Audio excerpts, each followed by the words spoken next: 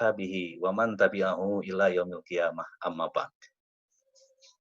Yang terhormat Bapak Gubernur Jawa Barat, Dr. Honoris Causa Haji Ridwan Kamil, SPSM MUD, yang sama-sama kita banggakan dan kita banggakan, Ketua Umum Pimpinan Pusat Muhammadiyah, Bapak Profesor Dr. Kiai Haji Haidar Nasir MSI, yang sama-sama kita hormati dan kita banggakan, Ketua Pimpinan Pusat Muhammadiyah, Profesor Dr. Haji Dadang Ahmad MSI, para tokoh dan sesepuh Muhammadiyah Jawa Barat yang hadir, Profesor Dr. Kiai Haji Hidayat Salim MS, Kiai Haji Ayat Dimyati MAG, Kiai Haji Iyat Mulyana MSI dari Garut, Pangersa Bapak Haji Ahlan Husen, Bapak Kiai Haji Adang Komarudin BA dari Bogor, dan Bapak Kiai Haji Fakih Zainuddin dari Tasik. Yang saya hormati Ketua dan anggota pimpinan wilayah Muhammadiyah Jawa Barat, yang saya hormati Ketua dan anggota pimpinan wilayah Aisyah Jawa Barat, yang saya hormati para Ketua Ortom tingkat wilayah Jawa Barat, yang saya hormati para Ketua Majelis dan Lembaga Pimpinan Wilayah Muhammadiyah Jawa Barat, yang saya hormati para Ketua Pimpinan Daerah Muhammadiyah dan Pimpinan Daerah Aisyah se-Jawa Barat, para Ketua Pimpinan Cabang Muhammadiyah dan Aisyah, serta para pimpinan perguruan tinggi Muhammadiyah dan amal usaha Muhammadiyah, nampak hadir Rektor UMC, Rektor IBM, Direktur Rumah Sakit Muhammadiyah Bandung, Rektor UMTAS, dan perwakilan dari Rektor Universitas Muhammadiyah Bandung, Bapak-bapak, ibu-ibu, hadirin hadirat yang berbahagia. Dengan tiada henti-hentinya, marilah kita bersama-sama memanjatkan puji dan syukur kehadirat Allah Subhanahu wa Ta'ala atas berkat rahmatnya pada sore hari ini kita dapat hadir bersama-sama melalui online ini, silaturahim atau silaturahmi Fitri pimpinan wilayah Muhammadiyah Jawa Barat bersama Ketua Umum Pimpinan Pusat Muhammadiyah, bersama Gubernur Jawa Barat dan bersama warga Muhammadiyah se-Jawa Barat. Semoga rencana dan acara kita pada sore hari ini senantiasa ada dalam hidayah, inayah, dan rahmat Allah Subhanahu wa Ta'ala. Bapak-bapak dan ibu-ibu serta hadirin yang berbahagia, insya Allah pada kali ini melalui Zoom ini kita akan mengikuti beberapa rangkaian acara di dalam rangka silaturahim Idul Fitri, yakni nanti akan ada arahan dari Gubernur Jawa Barat kaitan dengan kehidupan bermasyarakat dan berbangsa di era COVID-19 ini, dan nanti juga kita akan mendapatkan tausiah yang disampaikan oleh Ketua Umum Pimpinan Pusat Muhammadiyah, serta insya Allah nanti akan ada dialog. Untuk itu marilah kita awali pertemuan ini dengan sama-sama membaca basmalah. Bismillahirrahmanirrahim. Selanjutnya, sekali lagi kami ucapkan ahlan wa sahlan, selamat datang dan terima kasih kepada seluruh yang hadir pada kesempatan ini.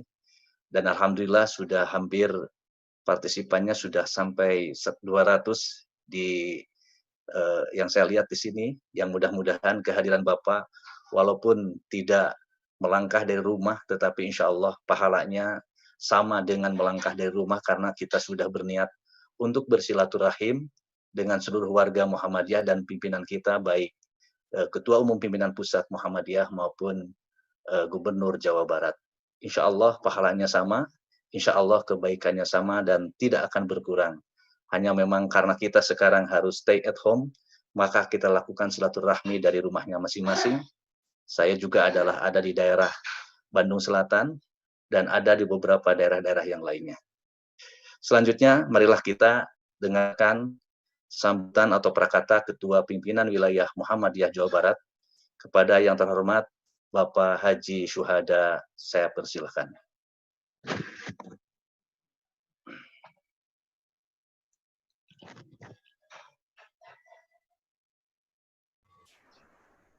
Pak Syuhada di-unmute dulu, Pak.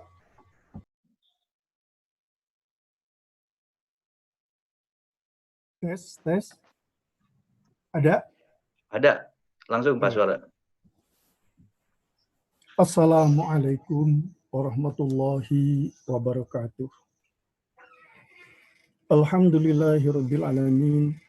Wassalatu wassalamu ala asrofil anbiya'i wal mursalin wa ala alihi wa sahbihi ajma'in. A'udzu billahi minasyaitonir rajim. Bismillahirrahmanirrahim. Syahrul Ramadan alladzi unzila fihil Qur'an hudal linnasi wa bayyinati minal huda wal furqan al-ayah. Yang terhormat pimpinan Pusat Muhammadiyah Bapak Profesor Dr. Haidar Nasir, kami mengucapkan terima kasih yang telah Bapak bersedia untuk bersama pimpinan wilayah Muhammadiyah Jawa Barat dalam acara silaturahim ba'da Idul Fitri. Yang terhormat Bapak Gubernur Jawa Barat, dalam konteks Idul Fitri ini Pak Gubernur bersama kita yang kedua kali. Kemarin bersama di Universitas Muhammadiyah Bandung. Sekali lagi kami mengucapkan terima kasih Pak Gubernur. Yang terhormat PDM, PDA se-Jawa Barat yang saya hormati. Rekan-rekan pimpinan wilayah Muhammadiyah dan pimpinan wilayah Aisyah Jawa Barat.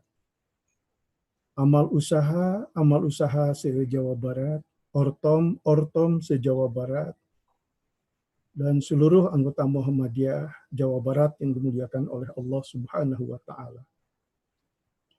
Dalam suasana Idul Fitri di tengah pandemi COVID-19, tentu kami atas nama pimpinan wilayah Muhammadiyah Jawa Barat menghaturkan taqabbalallahu minna wa minkum.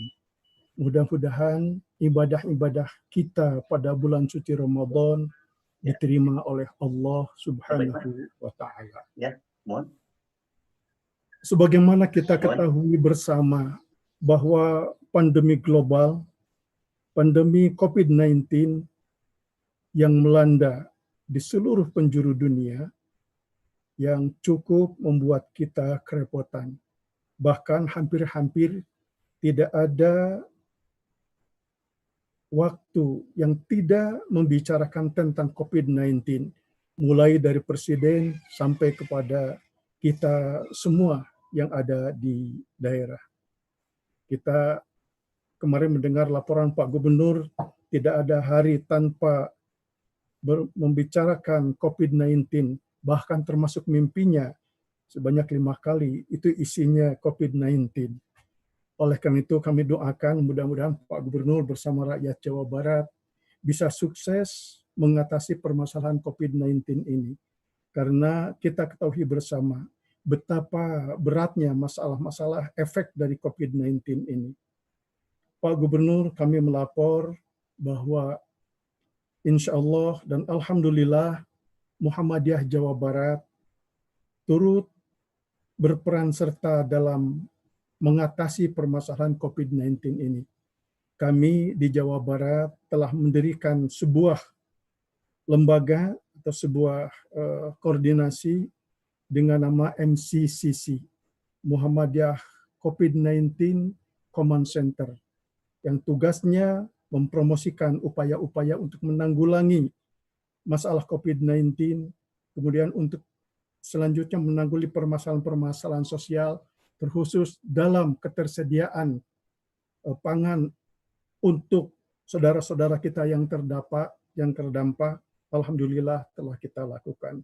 Bahkan ada satu yang unik di Muhammadiyah adalah mendirikan warungmu yang isinya adalah kebutuhan-kebutuhan masyarakat untuk menanggulangi masyarakat-masyarakat yang tidak memiliki kemampuan untuk membeli, maka kita support dengan sejumlah bahan makanan yang bisa dimanfaatkan untuk mereka. Selanjutnya dalam aspek kesehatan, kita juga turut mensosialisasikan untuk selalu mencuci tangan, untuk selalu menjaga jarak, dan untuk selalu memakai masker, dan untuk selalu tinggal di rumah atau di rumah saja. Untuk itu, mudah-mudahan upaya-upaya kita dalam menanggulangi permasalahan-permasalahan COVID-19 ini bisa menjadikan pendidikan kedewasaan kita.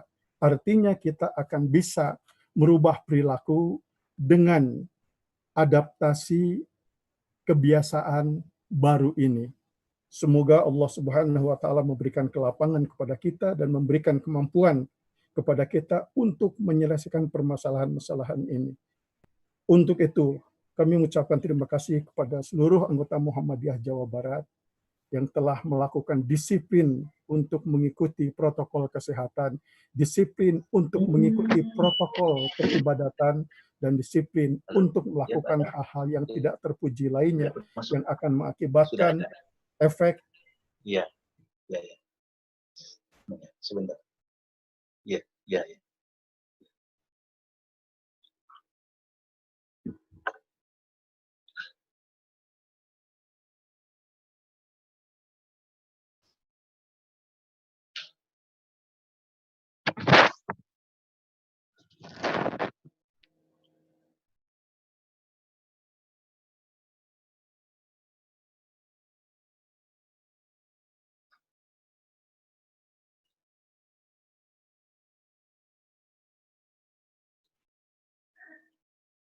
Pak klik, Pak Suhada, unmute-nya. Pak Suhada ke unmute, Pak. Ya. Oh, halo? Ya, ulangi lagi Pak Suhada.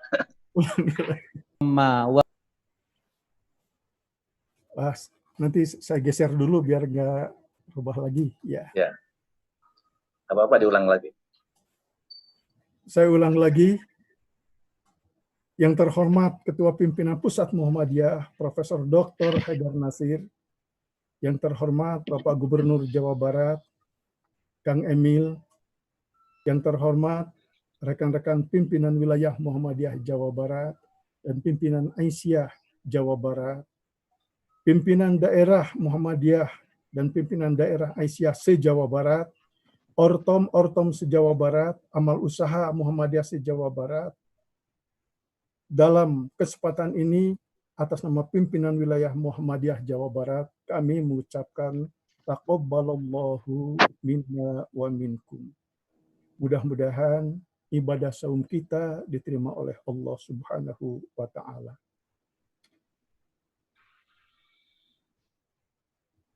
Yang tidak terlewat, tentu kami mengucapkan terima kasih kepada tokoh-tokoh Muhammadiyah Jawa Barat.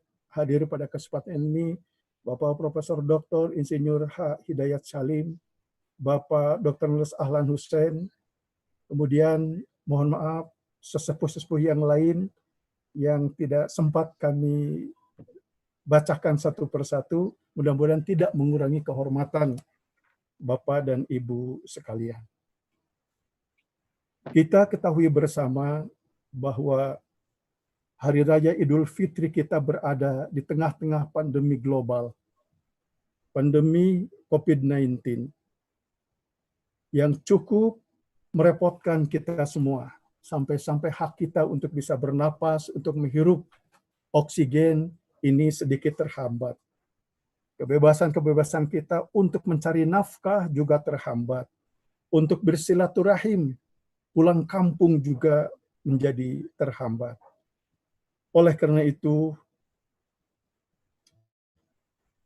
tentu kami pimpinan wilayah Muhammadiyah Jawa Barat berharap kepada kita semua untuk bisa mengatasi permasalahan ini dengan mendisiplinkan kita semua.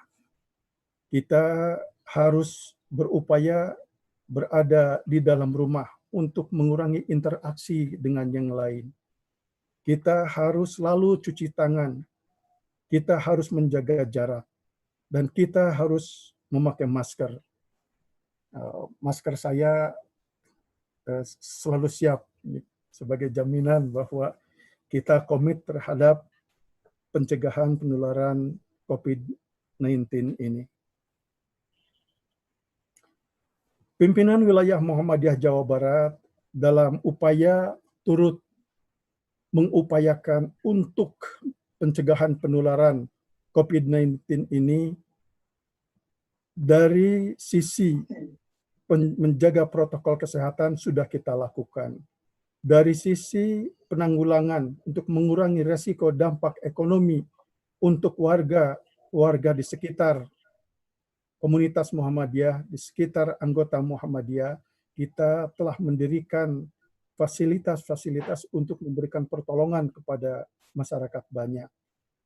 Lembaga yang didirikan oleh kita adalah MCCC, Muhammadiyah COVID-19 Command Center, yang fungsinya untuk mempromosikan pencegahan COVID-19, untuk pencegahan penularan COVID-19, untuk mengatasi permasalahan-permasalahan sosial, untuk mengurangi resiko-resiko terdampak lainnya yang terkait dengan COVID-19 ini.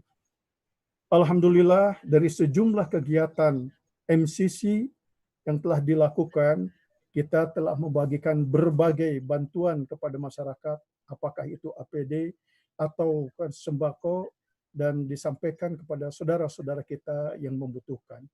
Baik itu anggota Muhammadiyah maupun bukan anggota Muhammadiyah, sekiranya itu layak untuk mendapatkan pertolongan dari kita, alhamdulillah telah kita lakukan. Juga di berbagai daerah sama melakukan kegiatan yang sama, yaitu melakukan pertolongan-pertolongan kepada berbagai lapisan masyarakat yang perlu mendapatkan pertolongan. Mudah-mudahan dengan cara-cara ini, ukhuwah Islamiyah kita, cinta dan kasih sayang kita, keberadaan kita sebagai saudara semakin menjadi kuat. Mudah-mudahan itulah merupakan hikmah dari datangnya COVID-19 kepada kita. Mudah-mudahan tidak hanya dampak buruknya saja, tetapi dampak baiknya mudah-mudahan kita dapatkan. Selanjutnya, untuk menghadapi kehidupan baru setelah COVID-19, tentu kita tidak bisa melaksanakan perjalanan hidup dengan cara-cara seperti yang sebelum datang COVID-19. Kelihatannya akan terjadi perubahan yang sangat besar, karena dengan adanya COVID-19 ini, kita tidak boleh melakukan tindakan-tindakan atau perilaku-perilaku yang tidak sesuai dengan protokol kesehatan. Kita tidak boleh melaksanakan hal-hal yang tidak terpuji lainnya, yang sekiranya itu akan mempengaruhi suburnya penularan COVID-19. Oleh karena itu, mari kita jaga bersama-sama, mari kita ikuti protokol kesehatan, mari kita ikuti protokol sosial yang di dalamnya adalah kehidupan berkerumunan yang di luar kontrol, yang dibuktikan harus menjaga jarak sesuai dengan protokol kesehatan itu, yang korelasinya dengan permasalahan sosial tentu harus kita jaga dengan sebaik-baiknya.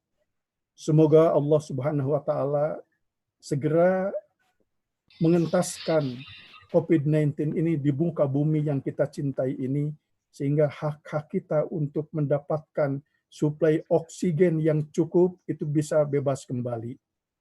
Hak kita untuk bisa mendapatkan berkehidupan ekonomi yang tidak terhalang juga kita dapatkan. Demikian juga kesempatan kita, hak kita untuk bisa bersilaturahim dengan saudara-saudara kita, bisa kita kembali dapatkan. Yang tidak kalah penting, kita bisa melaksanakan ibadah di masjid, sholat berjamaah, sholat Jumat berjamaah, segera kita dapatkan kembali. Semoga Allah Subhanahu wa Ta'ala mengabulkan permohonan kita. Nasrum minallah wa fathun qarib. Wassalamualaikum warahmatullahi wabarakatuh.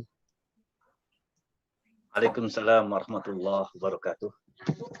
Terima kasih kepada Pak Ketua Pimpinan Wilayah Muhammadiyah Jawa Barat, Bapak Kiai Haji Syuhada, yang telah menyampaikan sambutannya dalam acara silaturahim ini.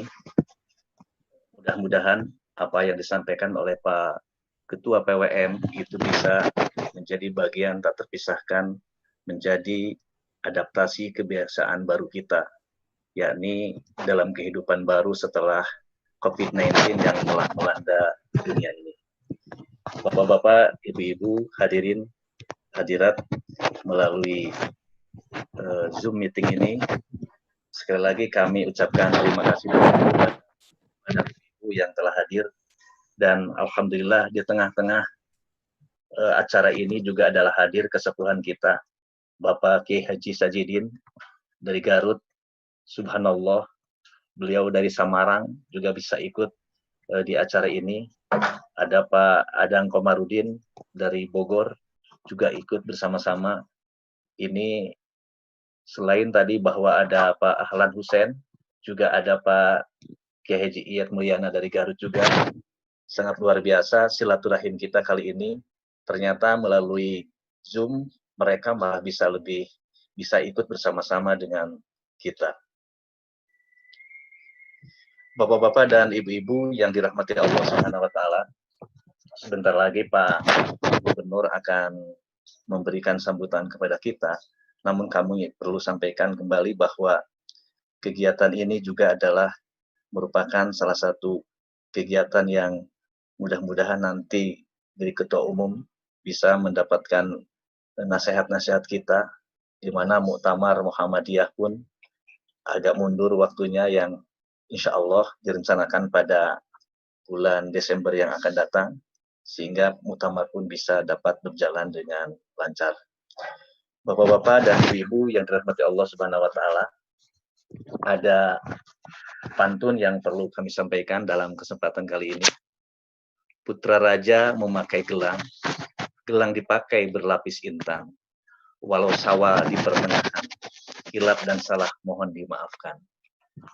Saya kira ini kalau Kang Emil setiap ada pertemuan suka menggunakan pantun ini, dan alhamdulillah dalam pengajian Ramadan kita, di mana Pak Ketua Umum pun membuat sebuah semacam pantun Sunda yang sangat luar biasa dan saat itu menjadi viral. Mudah-mudahan nanti pada pengajian kita kali ini pun suasana supaya lebih cair lagi, suasana bisa lebih hubungan suasana kekeluargaan begitu sangat kental. Kita jadikan bahwa momentum ini adalah bisa momentum untuk sama-sama mengeratkan dan menguatkan hubungan kekeluargaan kita, serta menyatukan langkah-langkah kita dan visi kita di dalam menghadapi Muktamar Muhammadiyah, juga adalah di dalam menghadapi musuh yang akan datang dan permusyawaratan seterusnya. Sebagaimana kita maklumi bersama bahwa insya Allah Muktamar pada bulan Desember, maka Musyawir nanti direncanakan ada bulan Januari Februari, setelah itu adalah Maret April sudah. Oleh karena itu Bapak-bapak sekali lagi mudah-mudahan bisa menjadi bagian tak terpisahkan dari jihad kita bersama. Untuk itu saya ucapkan selamat datang kepada Kang Emil. Selamat datang dengan kami di silaturahmi pimpinan wilayah Muhammadiyah Jawa Barat. Mohon maaf tadi Pak Ketua Pimpinan Wilayah Muhammadiyah Jawa Barat, Bapak Kiai Haji Suhada sudah menyampaikan prakata atau sambutannya, yang intinya adalah bahwa beliau menyampaikan bahwa di dalam menghadapi COVID-19 ini, maka Muhammadiyah Jawa Barat, alhamdulillah, wa syukurillah, di berbagai kekuatan, semua struktur organisasi di mana sebagaimana arahan pimpinan pusat Muhammadiyah, maka kita mendirikan lembaga yang namanya MCCC, Muhammadiyah COVID-19 Command Center, di mana tugasnya adalah yakni melakukan pencegahan terhadap virus corona. Yang kedua adalah penanggulangan ya berbagai dampak-dampak yang didapatkan atau yang dirasakan akibat COVID-19. Dan yang ketiga adalah alhamdulillah pimpinan pusat Muhammadiyah memberikan arahan kepada kita tentang tuntunan ibadah baik pada saat menjelang COVID, pada saat COVID, bahkan nanti pada saat adaptasi kebiasaan baru ini. Itu barangkali yang perlu kami sampaikan. Sebagai selanjutnya kami mohon Pak Gubernur sekali lagi untuk menyampaikan sambutannya pada acara silaturahim ini. Sekali lagi saya ulang, Pak Gubernur, ini ada pantun, putra raja memakai gelang, gelang dipakai berlapis intan. Walau sawah di pertengahan, hilap dan salah mohon dimaafkan. Untuk itu kami persilahkan Pak Gubernur untuk menyampaikan sambutannya.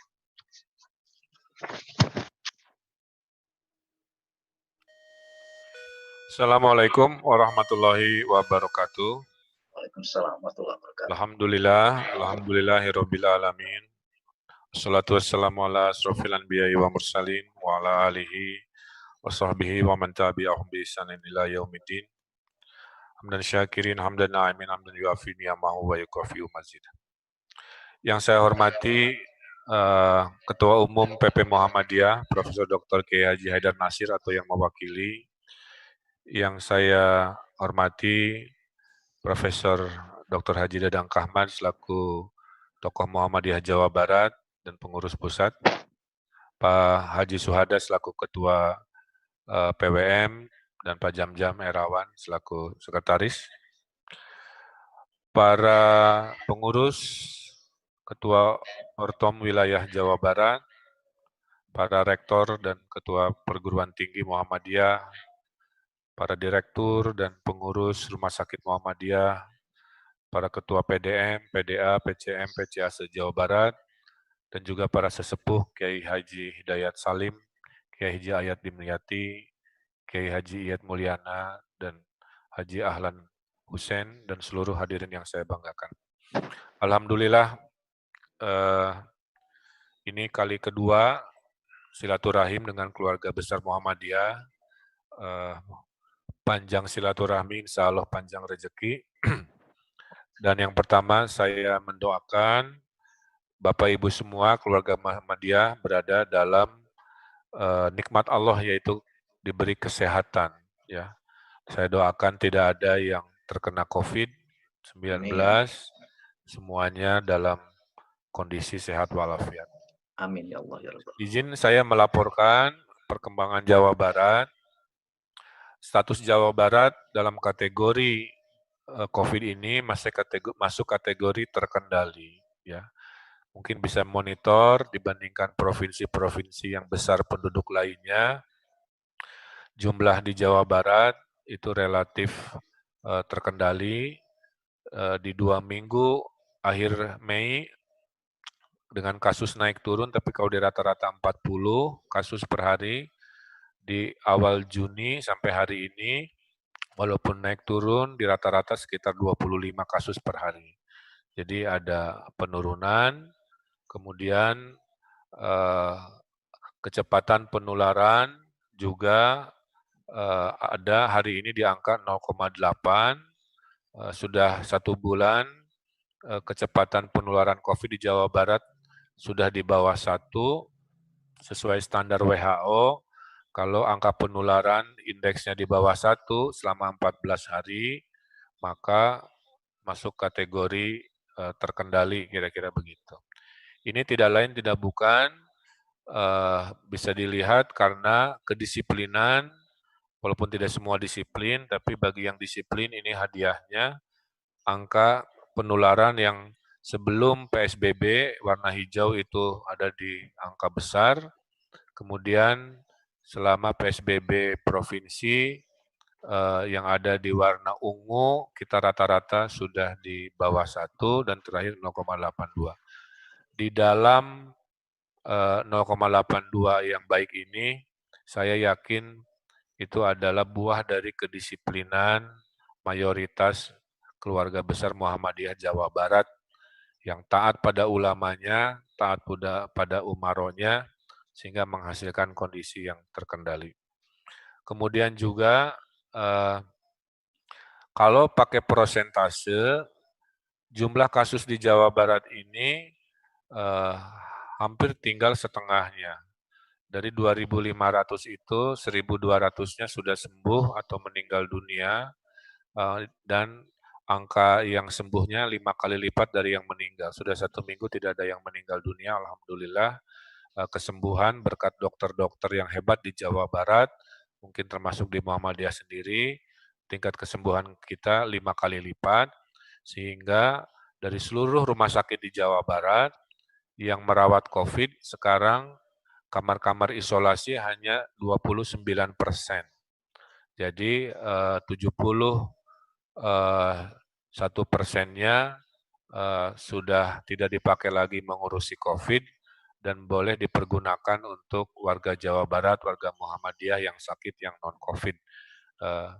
Nah, yang harus diwaspadai dalam masa sekarang adalah satu, unsur-unsur kerumunan. Jadi COVID ini penyakit kerumunan, ada COVID, ada kerumunan, ada COVID, jauh dari kerumunan, jauh dari COVID. Jadi untuk sementara waktu, keluarga besar Muhammadiyah saya mohon mengurangi dulu potensi-potensi kerumunan-kerumunan. Kalaupun memang terpaksa harus dilakukan, jaga jarak 1-2 meter dan memakai masker itu adalah cara yang paling mudah untuk menghindari COVID. Ya. Nah, karena COVID ini disepakati bukan lagi masalah penyakit kesehatan, tapi juga masalah darurat ekonomi. Maka tidak bisa dihindari, isu darurat ekonomi sekarang mengemuka dan mendampaki juga keluarga besar Muhammadiyah, mungkin dari golongan menengah ke bawah, yang kena PHK, tidak atau dirumahkan, dan kurang penghasilan. Oleh karena itu saya mohon doanya, Jawa Barat ini yang meminta bansos itu banyak sekali. Sebelum COVID ada 25% warga yang kita subsidi, setelah COVID naik ke 63%. Sebelumnya hanya 9 juta jiwa warga Jawa Barat yang harus disubsidi, sekarang naik ke 38 juta jiwa yang harus disubsidi. Nah, ini tidak sederhana karena pintu bantuannya banyak, hampir 9. Jawa Barat, pemerintah provinsi, wewenangnya hanya 20% dari 9 pintu, sehingga sering menimbulkan dinamika karena pemberi bantuan lainnya menggunakan cara, metode, dan waktu yang berbeda-beda. Tapi saya berharap keluarga besar Muhammadiyah, saya doakan mayoritasnya bukan di kelompok penerima bansos, mudah-mudahan Allah cukupkan rizkinya, jadi kelompok yang tangannya di atas, tidak masuk ke golongan yang tangannya di bawah, karena saya masih ingat semangat dari Muhammadiyah adalah surat Al-Ma'un, ya, selama kita rajin ibadah, sholat, mengaji, tapi fakir miskin, kaum duafa tidak terurus, kita masuk golongan pendusta agama. Itu saya kira selalu nempel sebagai warisan dari semangat Muhammadiyah. Zaman saya taman kanak-kanak di TK Aisyah juga surat itu sering dibacakan juga dalam 1-2 urusan. Nah, kemudian saya laporkan kepada Muhammadiyah, keluarga besar se-Jawa Barat, bahwa pembukaan aktivitas dibagi 5 tahap. Tahap pertama adalah rumah ibadah. Jadi masjid-masjid Muhammadiyah silahkan dibuka, khususnya di zona biru dan hijau, tapi sesuai fatwanya mohon menjaga jarak untuk memastikan keselamatan. Kemudian yang kedua, yang kegiatan dibuka adalah ekonomi yang resiko rendah, yaitu ekonomi industri, perkantoran, pertanian. Baru minggu depan, per 7 hari, masuk ekonomi perdagangan, pertokoan, retail mall, dan sebagainya. Kemudian minggu berikutnya baru pariwisata, di mana pariwisata yang dibuka hanya pariwisata lapangan, outdoor, ya, bukan pariwisata atau hiburan yang indoor atau malam hari. Jadi hanya pariwisata outdoor siang yang diizinkan. Nah, terakhir baru pendidikan. Pendidikan ini belum dibuka karena kita sedang mengukur sekuat-kuatnya agar tidak ada masalah, karena di Perancis, di Korea Selatan, di Israel terjadi klaster pendidikan pada saat lockdown dibuka. Nah, ini menjadi pelajaran, kami tidak ingin terburu-buru membuka institusi pendidikan. Mohon pengurus Muhammadiyah yang mengelola institusi pendidikan agar berhati-hati dalam proses pembukaan aktivitas. Mohon mengikuti arahan gugus tugas dari provinsi, termasuk pesantren. Jika keluarga besar Muhammadiyah ada pesantren, kebijakannya adalah sementara pesantren yang diizinkan hanya yang di zona biru dan zona hijau. Misalkan Darul Arqam tolong dicek itu masuk kecamatan atau kelurahan hijau apa biru. Kedua, murid yang di luar Jawa Barat belum diizinkan dulu ya karena menjaga keterkendalian warga Jawa Barat yang sudah baik. Kemudian pesantren harus mengajukan surat permohonan pembukaan kegiatan dengan mengajukan bahwa sudah berkomitmen menjaga protokol kesehatan dan lain-lain dan sebagainya, dan menunjuk manajer orang dalamnya sebagai manajer COVID, kira-kira begitu. Nah, Bapak Ibu yang saya hormati, itulah sedikit update ya bahwa Jawa Barat sedang Allah berikan kemudahan dalam pengendalian COVID dibanding provinsi lain. Tidak lain tidak bukan karena kami selalu mendengar masukan ulama, masukan orang-orang yang paham, ilmuwan kesehatan, ilmuwan ekonomi. Kami sebagai gubernur nggak pernah mengambil keputusan sendiri tanpa pandangan dari para ahli, para tokoh-tokoh dan lain sebagainya, khususnya ulama dari Muhammadiyah sendiri, kira-kira begitu. Nah, masih dalam kehangatan Idul Fitri tentunya, atas nama pemerintah provinsi saya mengaturkan taqabbalallahu minna wa minkum, syamana wa syamakum, kula amin wa antum bi khair kepada seluruh warga Muhammadiyah di Jawa Barat.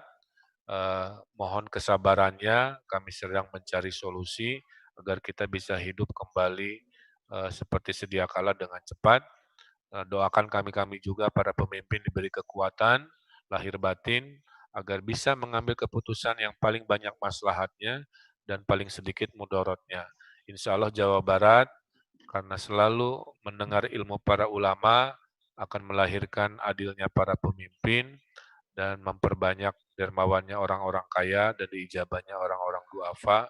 Saya kira mewarnai selama 3 bulan ini. Nah, saya kira itu Pak Jam-Jam sedikit update kami, rasa rindu kami. Mudah-mudahan kalau COVID-nya bisa hilang dalam waktu dekat, kita bisa silaturahim secara fisik lagi, tapi dengan adaptasi kebiasaan baru atau AKB yang mungkin harus kita pedomani bersama. Saya kira itu sedikit ungkapan rasa rindu kami dari pemerintah provinsi kepada keluarga besar Muhammadiyah. Hatur nuhun, billahi taufiq wal hidayah. Wassalamualaikum warahmatullahi wabarakatuh. Waalaikumsalam warahmatullahi wabarakatuh. Terima kasih Pak Ridwan Kamil, Gubernur Jawa Barat yang telah menyampaikan sambutannya dan informasi yang sangat penting bagi kita. Terima kasih di tengah-tengah kesibukan beliau.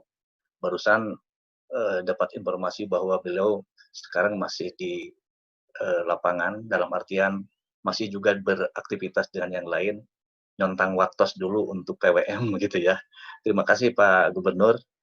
Kami doakan semoga Pak Gubernur ya selalu sehat, sukses dan penuh berkah dalam berjihad, berjuang dan berkarya yang terbaik untuk mewujudkan Jabar juara lahir batin. Namun ya, salam hormat Pak Haidar, saya lihat hadir. Selalu saya ingat nasihatnya Pak di Stadion Mohon. Sami-sami. Kita harus jadi umat terbaik, kuntum khairu ummah ukhrijat linnas. Jadi semangat itu membawa kepemimpinan saya juga, meyakini para muslim yang jadi pemimpin harus semangat luar biasa. Pak Haidar, saya sampaikan satu perbandingan Pak.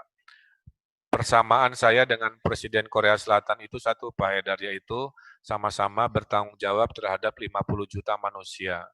Tapi perbedaan Gubernur Jawa Barat dengan Presiden Korea Selatan, Gubernur Jawa Barat uangnya hanya 1% dari budgetnya Presiden Korea Selatan.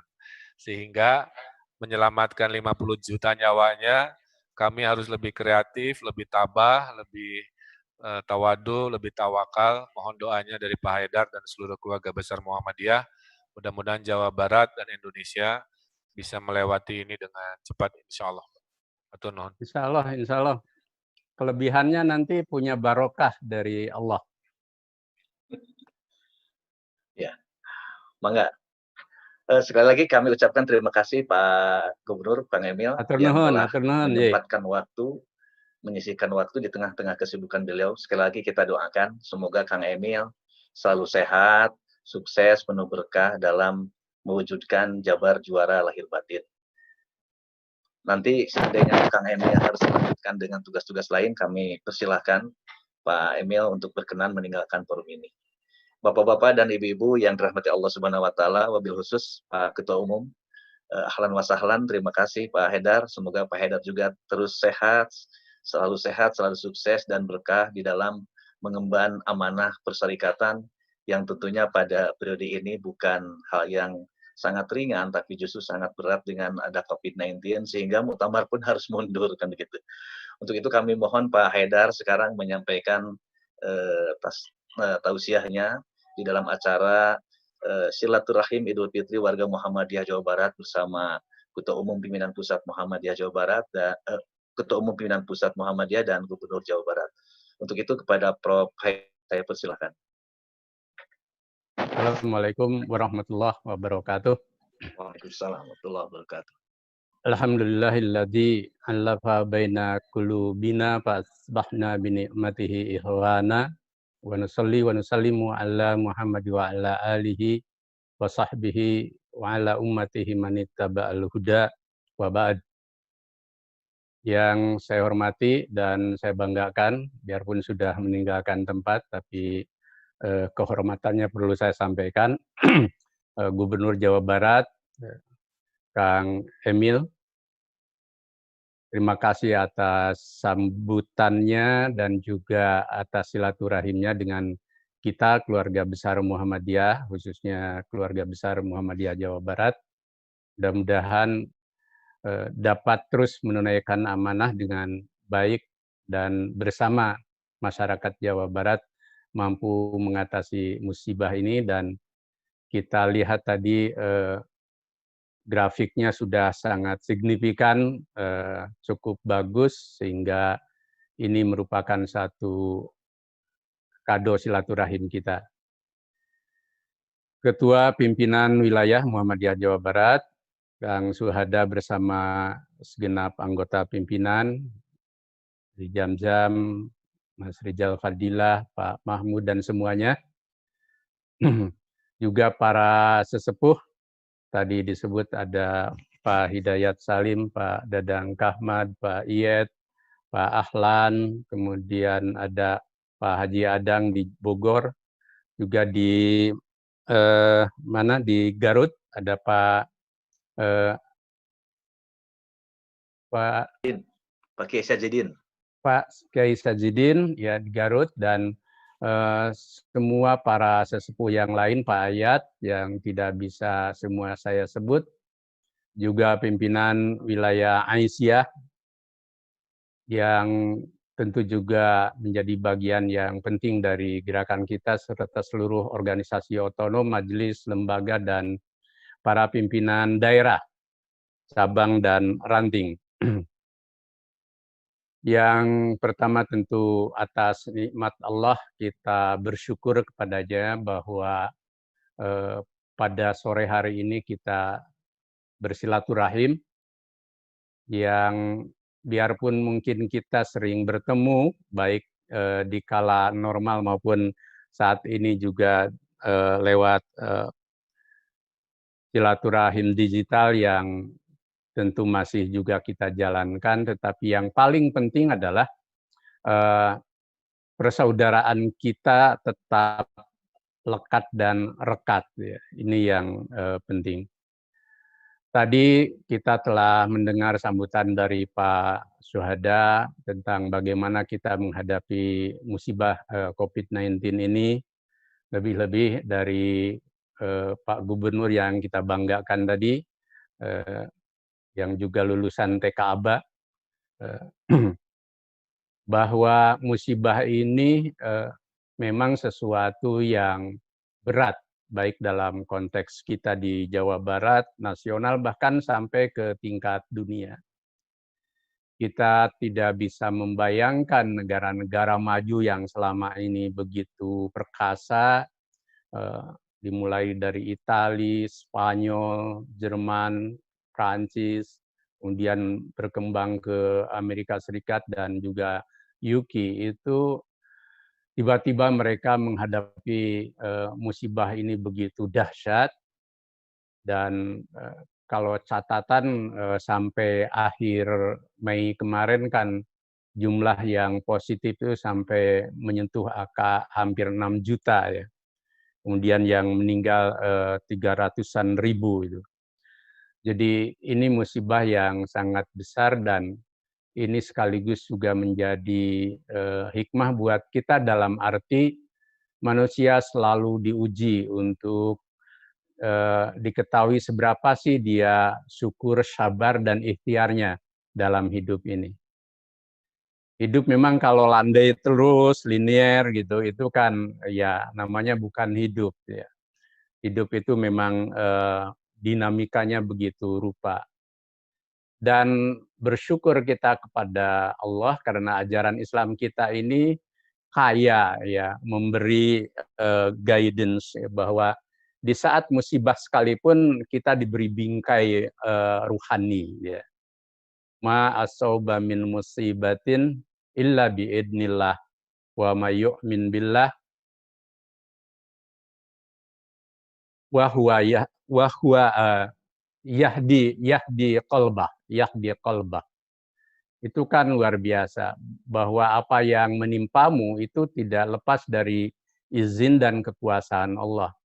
Dan barang siapa yang beriman, termasuk ketika menghadapi musibah, dia akan ditunjukkan hatinya, akan diberi hidayah hatinya. Dalam situasi sekarang ini kita memperkaya ruhani kita, bahwa pertama tentu kita semakin mengetahui bahwa ada batas-batas di mana manusia itu memiliki keterbatasan baik ilmu maupun ikhtiarnya di saat ada sunatullah yang tiba-tiba seperti ini. Mudah-mudahan ke depan 1 tahun, tidak sampai 1 tahun ada vaksin untuk corona ini, tetapi poinnya adalah bahwa betapapun tingginya ilmu pandemi, kemudian dunia kedokteran, dan ilmu pengetahuan teknologi, selalu ada tantangan baru. Jadi ubah musibah ini menjadi tantangan buat kita agar kita semakin taqarrub kepada Allah, bersyukur kepadanya, sabar kepadanya gitu ya. Tapi pada saat yang sama kita berikhtiar terus, dan satu di antara ikhtiar adalah mempererat tali persaudaraan kita. Nah, karena kita ini silaturahim, kita coba guar atau kita bahas soal ini. Silaturahmi itu menjadi satu bagian dari ajaran Islam kita yang baik dalam Al-Quran maupun hadis Nabi secara syarih itu diberi fondasi yang kuat. Bahkan kalau kita buka kitab Subulus Salam itu di dalam bab jam'ul di dalam kitab Jam'u yang bagian akhir itu dibahas secara khusus tentang silaturahim. Nah, ini artinya bahwa betapa silaturahmi itu menjadi sesuatu yang penting, yakni mempertautkan persaudaraan. Baik rahmi dalam makna bahwa kita ini bersaudara sebagai satu anak keturunan Adam, tanpa membedakan agama, golongan, suku, ras, dan lain sebagainya, maupun juga rahmi dalam makna rahim, persaudaraan senasab. Biarpun diurut-urut, kita ini juga satu nasab semuanya, nasab dalam anak cucu Adam tadi. Nah, mempertautkan persaudaraan itu juga sekarang diuji di saat pandemi ini. Apa sih ujiannya? Coba kita lihat. Kalau silaturahmi itu dimaknai juga silatul qalb misalkan, mempertautkan hati kita. Adakah kita itu di saat pandemi ini teruji sikap satu rasa, gitu ya, sikap empati, sikap mau berbagi, gitu ya, dengan saudara kita di saat boleh jadi kita misalkan merasa aman, gitu ya. Padahal pada saat yang sama ada orang lain yang justru akibat kita tidak hati-hati lalu tertular, gitu ya. Tadi Kang Emil dengan sangat bagus bahwa di sana ada kerumunan, di situ ada COVID-19. Ya. Artinya apa? Penyakit ini kan menular karena ada kerumunan, ada hubungan secara fisik yang sangat dekat yang kita sering nggak menyadari itu, gitu ya. Jadi merasa aman. Kenapa sih di kita dilarang untuk pergi? Kenapa sih di tempat kita dilarang ke masjid? Kenapa sih kita dilarang untuk bersalaman? Toh kita nggak apa-apa. Boleh jadi kita nggak apa-apa, tetapi tahu-tahu bahwa sekarang ada OTG, tahu-tahu bahwa ada orang yang tertular, kita lewat kita, tapi kita nggak tertular, gitu kan. Kita jadi medium. Nah, persoalan ini kan ada di hati. Boleh jadi di saat kita aman, berpikirkah kita misalkan bahwa tuh di sana, di rumah sakit, para dokter sampai banyak yang nggak bisa pulang, tenaga kesehatan juga begitu, para pengurus rumah sakit juga begitu, bahkan ada di antaranya yang kemudian meninggal dan dia tidak sempat pulang lagi ke rumahnya. Dia pergi, dokter atau perawat itu, kemudian tidak sampai pulang lagi, bahkan ke kuburan pun tidak bisa menghantarkannya karena protokol yang sangat ketat. Jadi ini silatul qalb. Adakah hati kita sebagai sesama manusia lah kita merasakan itu, gitu ya. Karena itu maka ketika ada pergantian ibadah di masjid menjadi di rumah, dan itu punya dasar kuat keagamaan, yang harus menangkap adalah qalb. Bukan rasionalitas beragama, bukan kebiasaan kita beragama, bahkan mungkin juga soal rasa, ya, rasa itu ya. Jadi ini juga pengejawantahan dari silaturahim kita, silaturahmi kita. Bahkan ada di antara saudara kita yang tenaga kesehatan meninggal ketika mau dimakamkan padahal sudah memenuhi protokol kesehatan, ditolak oleh lingkungannya. Itu kan apa? Menurut saya ini tragedi kemanusiaan dalam persaudaraan kita. Maka saya pernah menulis sebuah puisi yang sempat viral soal ini tentang pahlawan COVID gitu ya. Betapa menderitanya sampai di saat dia meninggal pun harus seperti itu. Pernahkah mereka yang menolak itu berpikir bahwa jika itu anggota keluarga kita, apa yang ada di hati kita? Dan dia tidak akan pernah ketemu kita lagi karena pergi ke haribaan Allah. Nah, dimensi qalbu ini harus kita hidupkan di saat kita sekarang mencoba bersilaturahmi. Agama pun sama. Agama itu merawat qalb. Bahkan qalb itu menjadi sesuatu yang sangat penting. Dimensi ihsan itu, yang kemudian dalam tarjih juga ada pendekatan irfani, itu sesungguhnya menembus orientasi keagamaan kita yang bersifat ihsan. Dimensi ihsan itu memang kan kalau verbalnya anta budallah ka'annaka tarah fa illam takun tarah fa innahu yaraka. Engkau beribadah kepada Allah seakan-akan engkau melihatnya, tapi ketika engkau tidak bisa melihatnya, sesungguhnya Allah melihatmu. Nah, di mana sih dimensi imannya? man ahabba ayyubsatalahu la yu'minu ahadukum hatta yuhibba li ahihi ma yuhibbu li nafsi, kan Nabi begitu.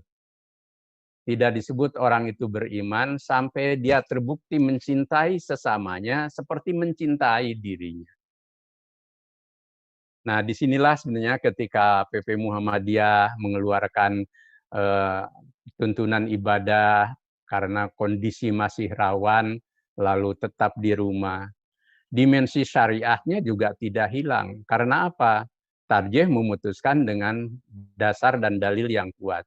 Memang kalau dibandingkan dengan suasana normal, lebih kuat lagi yang normal. Tetapi di saat darurat, itu kan berlaku hukum darurat. Barang haram saja menjadi halal di saat darurat. Apalagi yang sama-sama halal, hanya kaifiyahnya yang berbeda. Nah, untuk mengubah cara beragama seperti itu kan tidak mudah.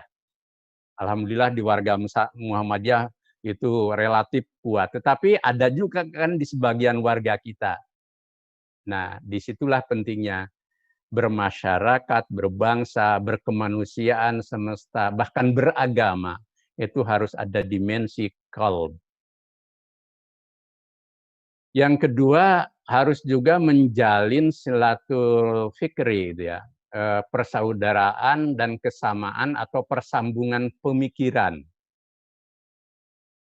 Di kala normal, baik dalam konteks bangsa maupun dalam konteks beragama, lebih-lebih dalam beragama, ikhtilaf itu biasa, perbedaan pandangan.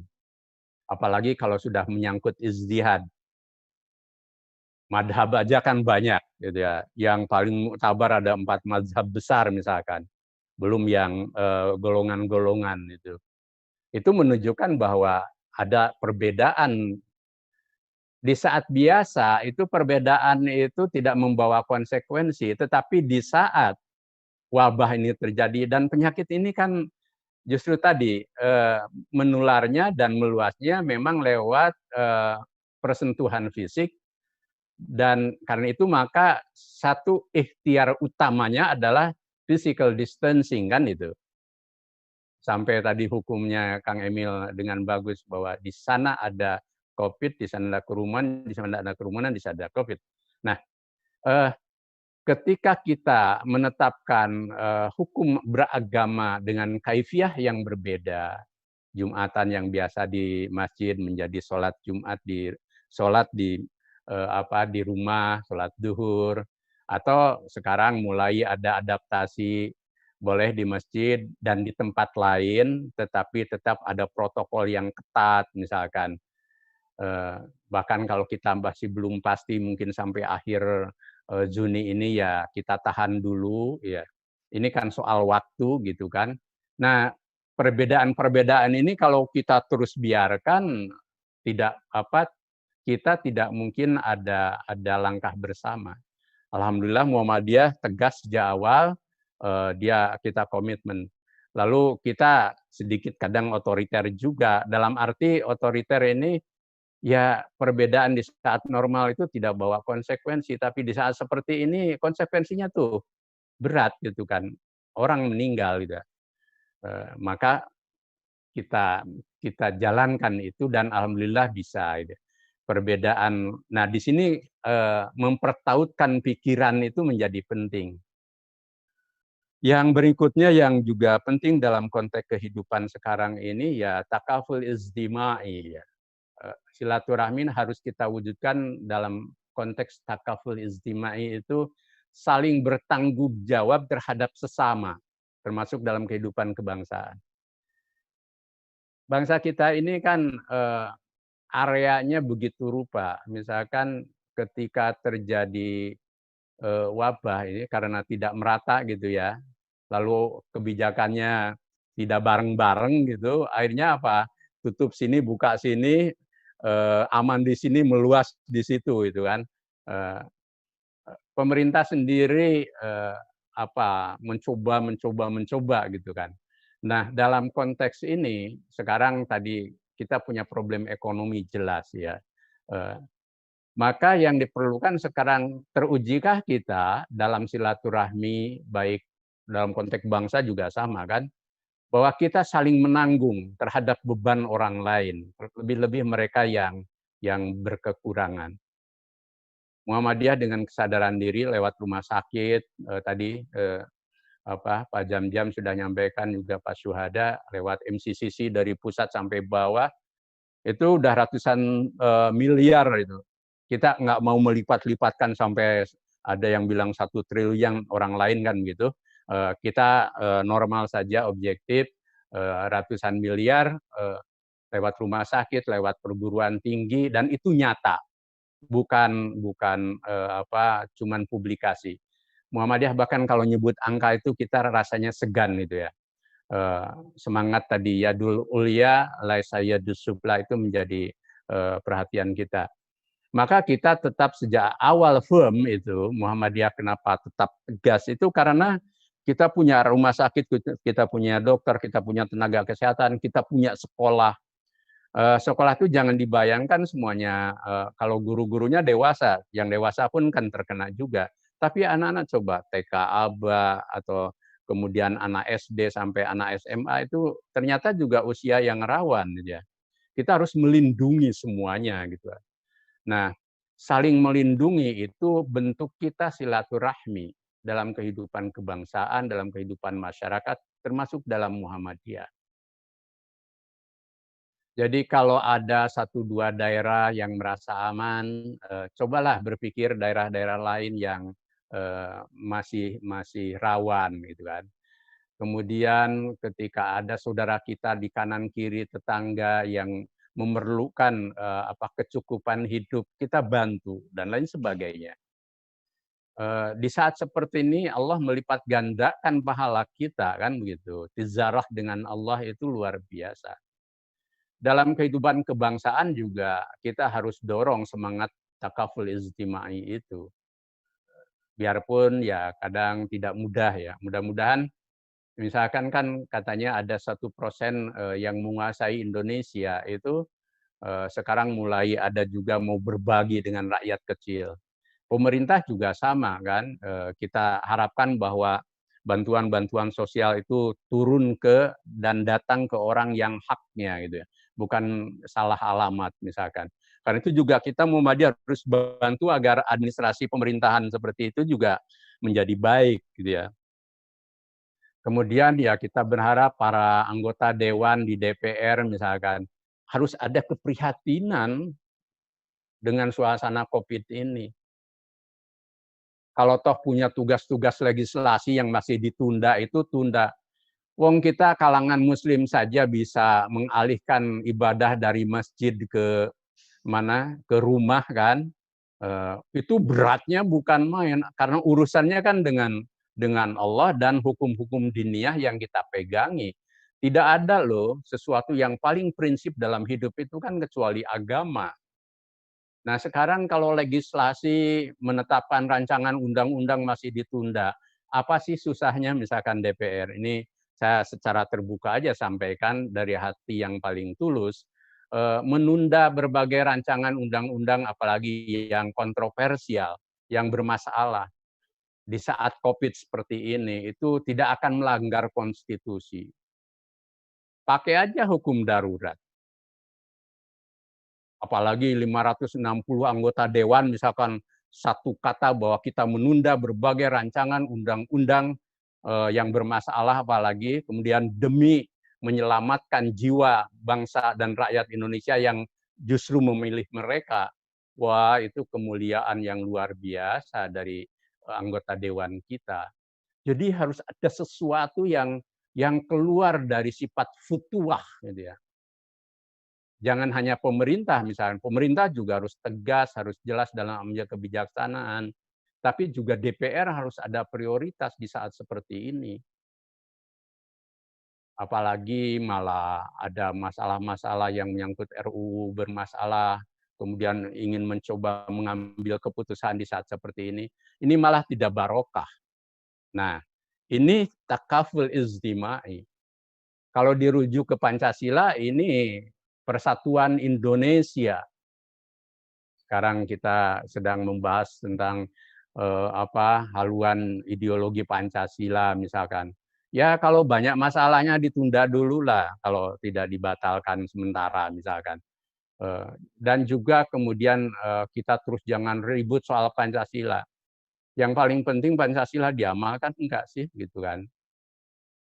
Sila Persatuan Indonesia di saat COVID-19 ini, apakah yang di pemerintah, di DPR, di yudikatif misalkan, mau mewujudkan persatuan Indonesia, kalau urusannya kekuasaan itu ya siapa yang paling punya otoritas dia bisa menentukan hitam merahnya republik ini. Tetapi ingat, kekuasaan ini kan tidak boleh semenang-wenang.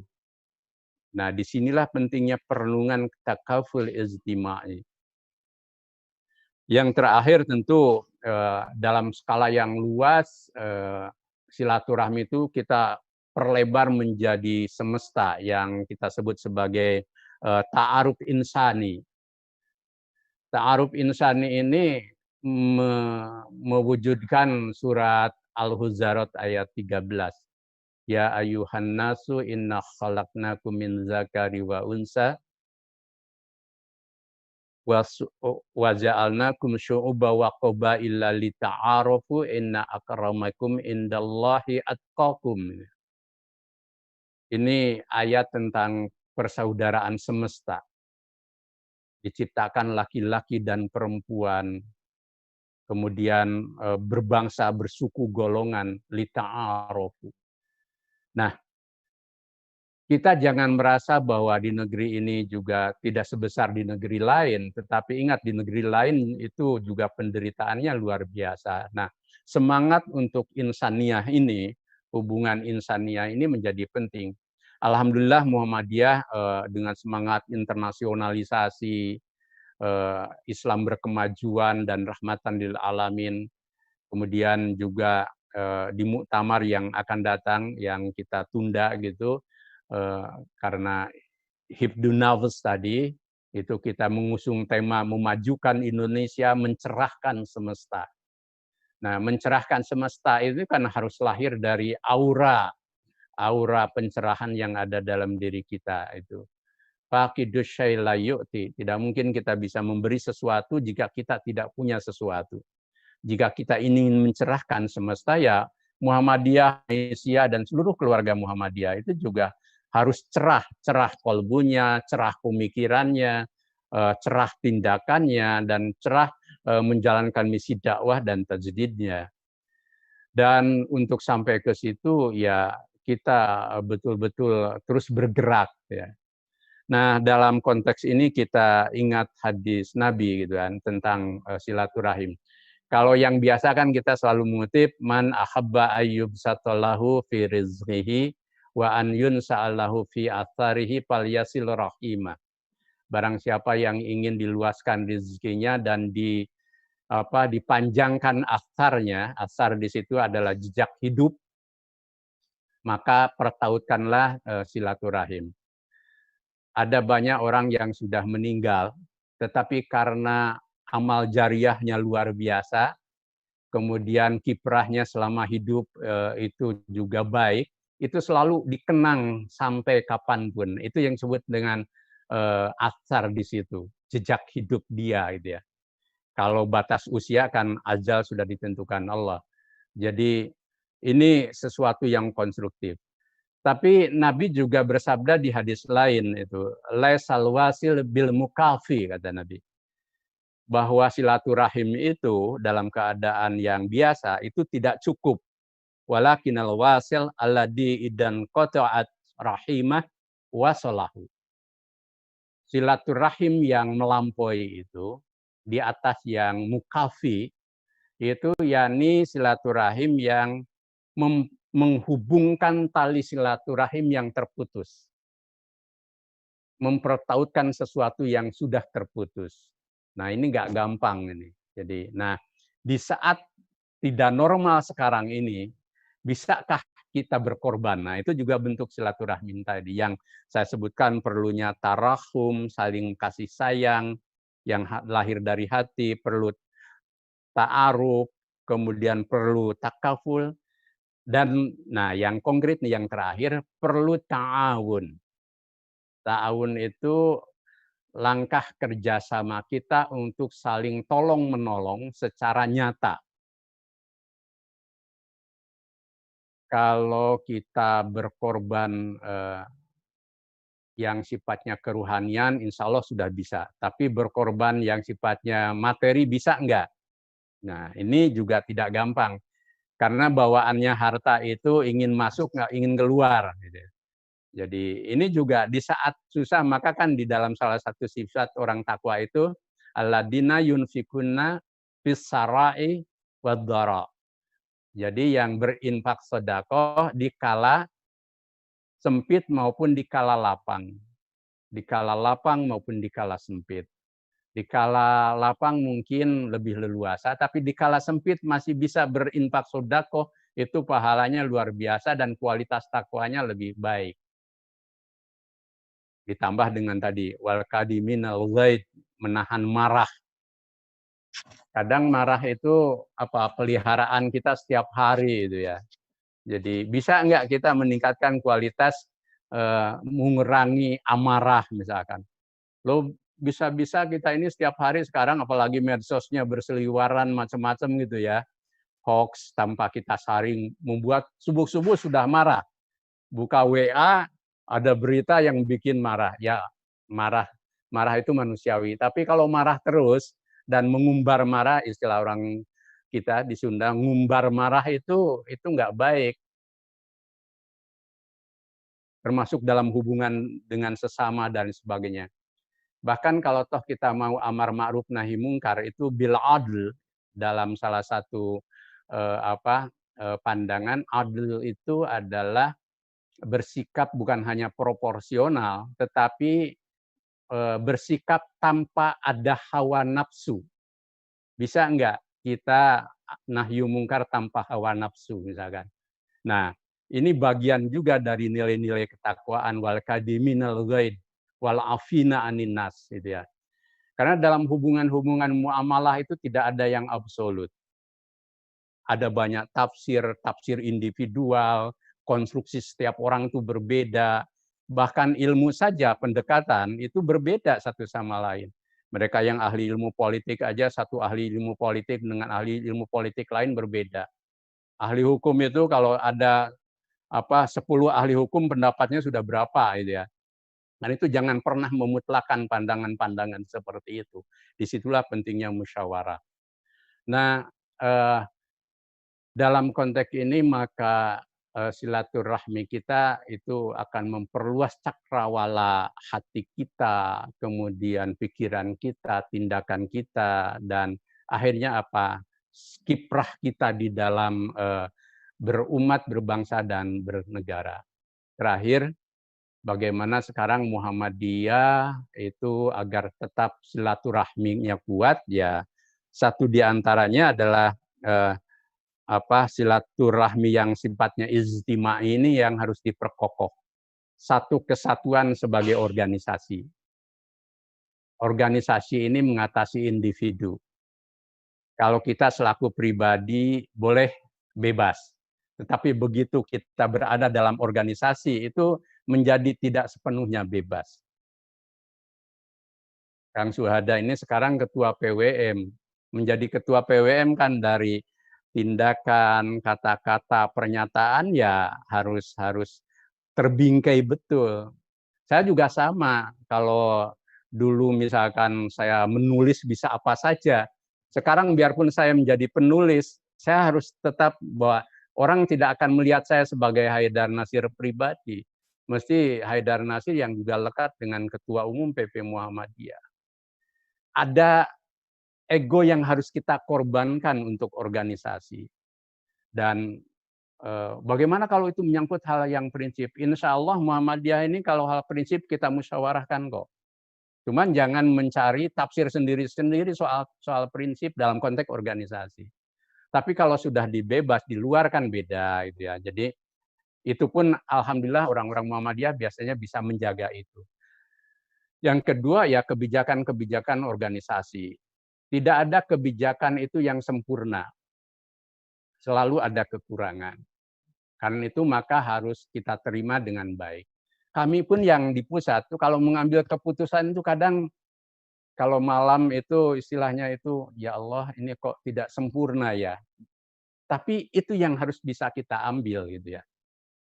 Karena itu yang kita ini kan ya semua belajar dari kader kan. Ada yang IPM, IMM, NA, Pemuda, Tapak Suci, HW dan seterusnya gitu. Nah, di situ kita dilatih. Kalau organisasi udah mengambil keputusan ya kita jaga semuanya. Sekritis apapun kita jadi kader, ya kalau toh ini ngeritik di dalam sajalah. Nggak usah sampai keluar, apalagi sekarang era medsos kan. Ya memang kalau ingin populer bisa itu ya, tetapi yang rusak kan organisasi gitu. Jadi di situ harus ada jiwa berkorban. Saya ingat pernyataannya Buya dulu ketika jadi ketua PP Muhammadiyah. Dia bilang begitu, Dar, dia kalau manggil saya kan langsung seperti itu aja. Karena batas usia yang jauh, dia menganggap saya anaknya gitu. Dar, saya setelah jadi ketua umum PP, ketua PP Muhammadiyah ini, saya harus membunuh ego saya. Ya, gitu. Istilahnya itu. Ini satu contoh saja dari cara kita berorganisasi dan kalau kita berkorban pada sesuatu yang hatta kita misalkan berat melepasnya, insya Allah itu barokah dari Allah dan membuat tumakninah kita hidup. Nah lebih dari itu bahwa Muhammadiyah biarpun kita menghadapi COVID ini berat, rumah sakit harus menanggung beban, sekolah juga begitu, siapa tahu beberapa bulan ke depan kita bisa recovery. Karena itu kebersamaan menjadi penting. Dan terus kita memacu Muhammadiyah ini menjadi maju dan menjadi pusat-pusat kemajuan. Karena itu setelah kita syawalan ini, kita masih banyak agenda yang harus kita lakukan, biarpun kita tidak bisa offline, lewat online kita bisa terus mengarrange organisasi kita ini makin maju. Ala kulli hal, saya selaku pribadi maupun atas nama PP Muhammadiyah, khusus kepada keluarga besar saya di Jawa Barat, mohon maaf lahir dan batin, taqabbalallahu minna wa minkum. Kalau ada banyak salah kata, ucapan, dan tindakan, mohon dimaafkan.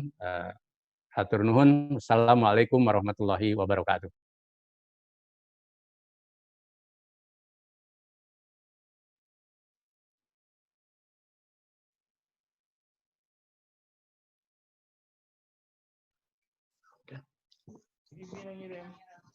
Baik. Terima kasih Pak Haidar yang telah menyiram kita pada sore hari ini. Sungguh sangat luar biasa, di mana beliau telah menyampaikan tentang silaturahim di dalam rangka mengembangkan diri kita supaya semakin hari semakin soleh, mengembangkan perserikatan kita supaya tetap perserikatan, tetap berwibawa serta berkemajuan. Bapak dan Ibu-ibu yang dirahmati Allah Subhanahu wa taala, kita masih punya waktu untuk berdiskusi atau berdialog karena saya juga sudah memohon kepada beliau untuk ada dialog di acara kita ini. Untuk itu kami persilahkan barangkali Pak Klik bisa menunjuk siapa yang sudah lebih dulu untuk menyampaikan apresiasi dalam dialog ini. Saya silakan.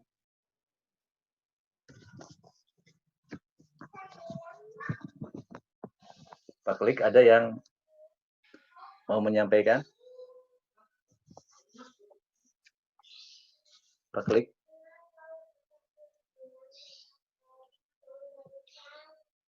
Halo Pak Klik.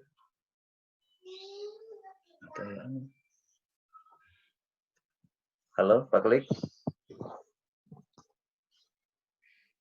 Ini para rektor ada juga di jam-jam.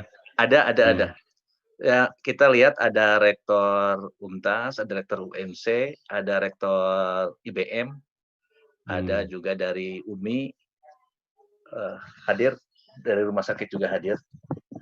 PDM juga lengkap ya? Lengkapan PDM alhamdulillah. semuanya partisipan kita yang masuk sekarang 185 Pak Haidar.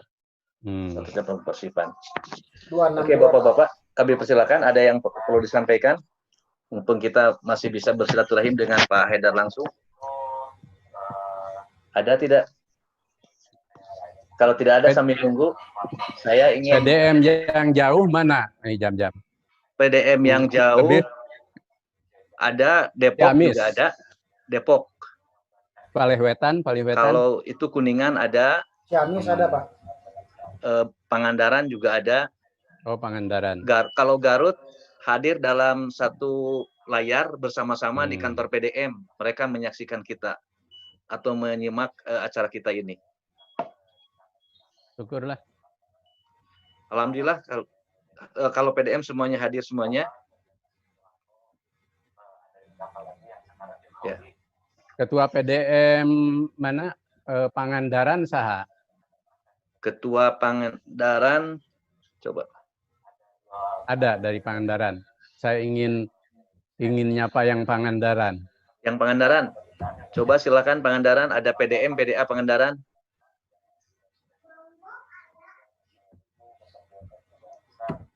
Pangandaran. Bu Elah, Pak. Bu Elah. Oh, dari PDA-nya ada. PDA, Pak. Ya. PDA-nya ada. Atau ini ada juga masuk Pak Haidar dari Garut katanya mau menyampaikan tanggapan. Oh, silakan. Ya, silakan dari Garut. Pak Agus, Sekretaris, Pak Agus Rahmat, saya persilahkan.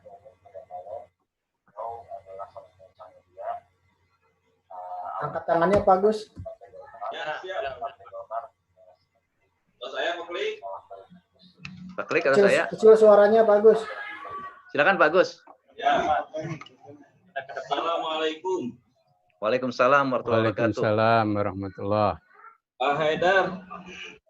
Aturan Iya. Alhamdulillah. abdi di PDM Garut. Mohon mangga. Ada beberapa hal Pak yang ingin sampaikan, tapi secara singkat, dua hal penting yang selama ini hampir tidak banyak dibahas, Pak. Yang pertama, kalau kaitan dengan filantropi Muhammadiyah, saya kira sudah terasa. Tetapi di balik filantropi itu pasti ada nilai di balik makna fenomenologis, Pak. Bahwa apa yang disampaikan oleh Bapak tadi, nilai haluan negara, Pak. Ahmad Sahroni, bendahara umum Ahmad Sahroni merupakan saya di Jakarta. Sempat Kedengaran, Pak. Ya, ini yang terkait dengan haluan negara, saya kira bahwa Muhammadiyah sudah tepat membentuk tim untuk menjadi think tank untuk mengikuti perkembangan arah pola pikir tentang haluan negara itu. Tetapi untuk masyarakat di bawah, saya kira juga harus diberi pencerahan agar mereka punya prakondisi untuk memahami apa yang sedang terjadi.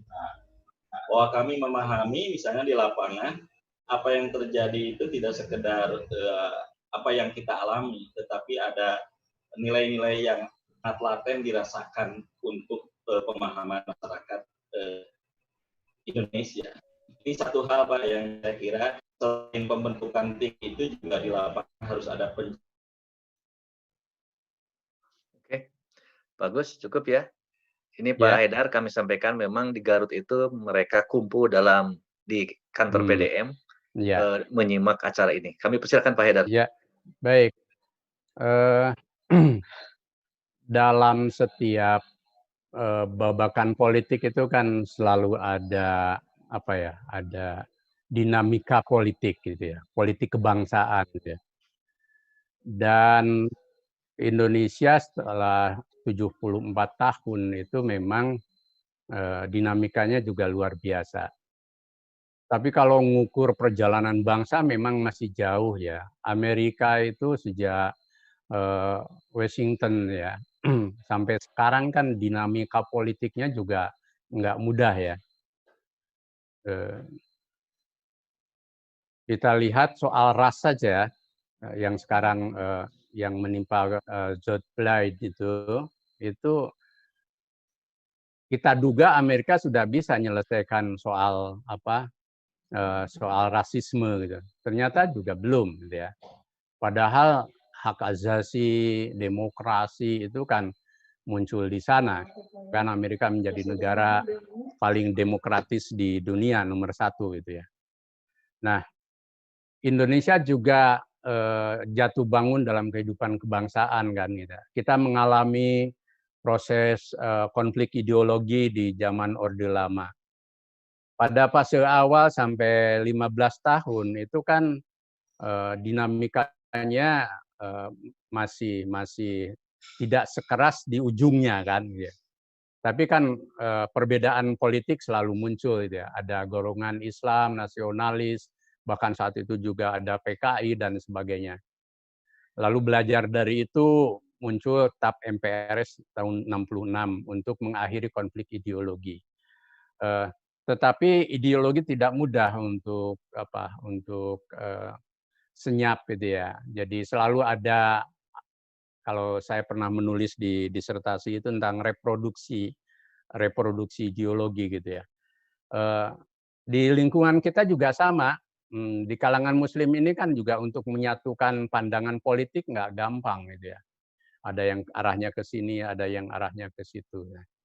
Secara umum setelah reformasi sebenarnya proses demokratisasi bagus ya berjalan.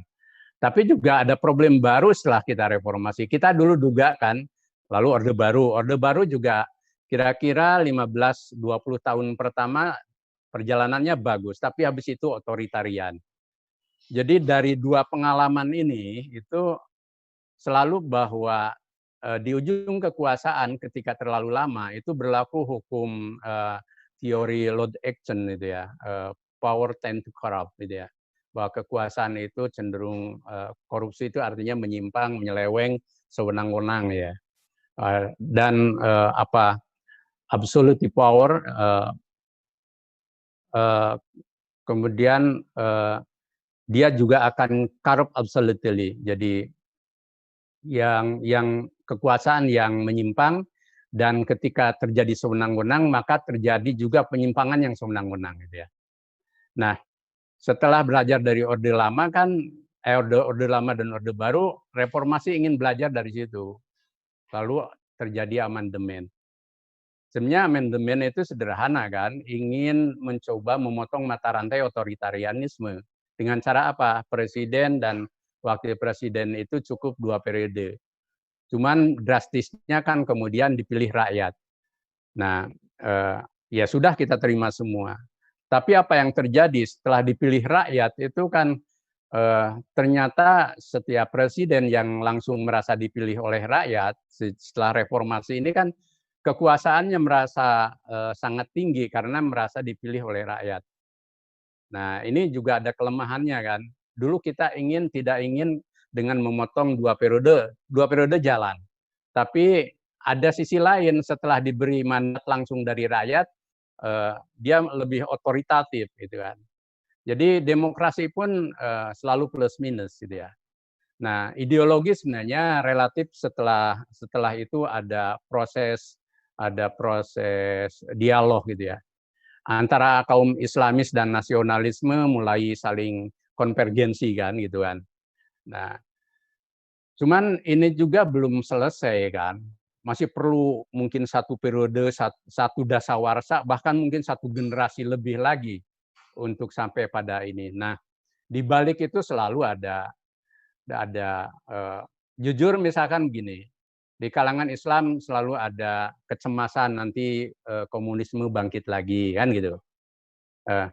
Tapi di nasionalisme juga ada kecemasan nanti jangan-jangan dari kalangan agama khususnya kalangan ini muncul lagi kelompok-kelompok yang ingin memperjuangkan negara Islam misalkan. Nah, trauma-trauma ini tidak terjadi tiba-tiba. Bagi kita yang punya trauma tentang komunisme kan peristiwanya G30 SPKI kan gitu. Dan bagaimana dulu PKI begitu rupa. Bagi mereka itu juga punya pengalaman DITII gitu kan. Jadi nah bangsa yang besar itu bangsa yang saling passing over istilahnya itu. Dalam bahasa agama ta'aruf. belajar saling mencoba memposisikan diri. Pernahkah kita misalkan golongan Islam menyelami kecemasan-kecemasan kaum nasionalis? Dan sama, pernahkah kaum nasionalis menyelami kecemasan-kecemasan kaum Islamis misalkan? Disinilah penting kita dialog, saling mencoba. Nah, kalau nanti ada titik-titik krusial, tentu prosesnya adalah proses konstitusi. Maka dalam menghadapi ini juga tetap kita tegas, kita tetap jernih, ya. Tapi tidak perlu juga sampai lalu melebar kemana-mana pada sesuatu yang tidak porsinya, gitu ya. Karena itu Muhammadiyah mencoba mengambil jalan untuk dengan membentuk tim ini kan apa? Kita mengkaji di mana sih problem utamanya. Nah, apa ini bisa diperbaiki, bisa diberi masukan atau tidak dan sebagainya. Jadi ini situasinya. Jadi kalau soal ideologi Pancasila, kalau kami rujukannya pada Konstitusi Dasar pembukaan UUD 45.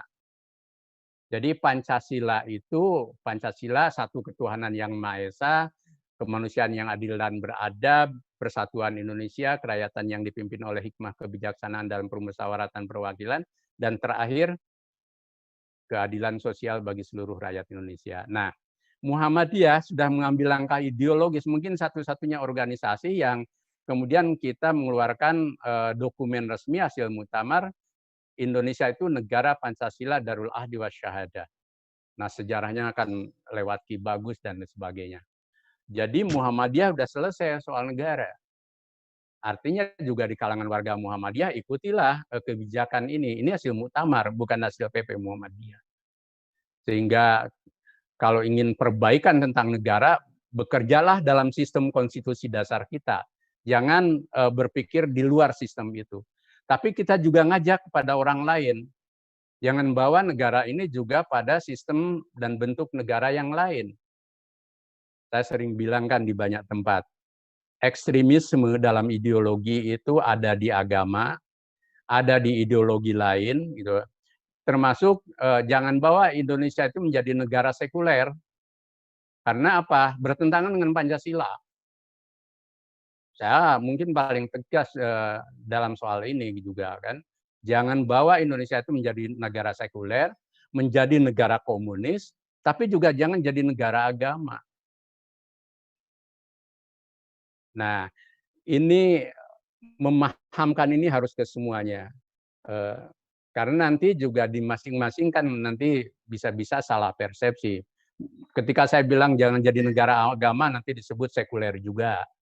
Enggak, konteksnya kan negara Darul Ahdi Wasyahadah gitu kan. Nah, dalam konteks ini maka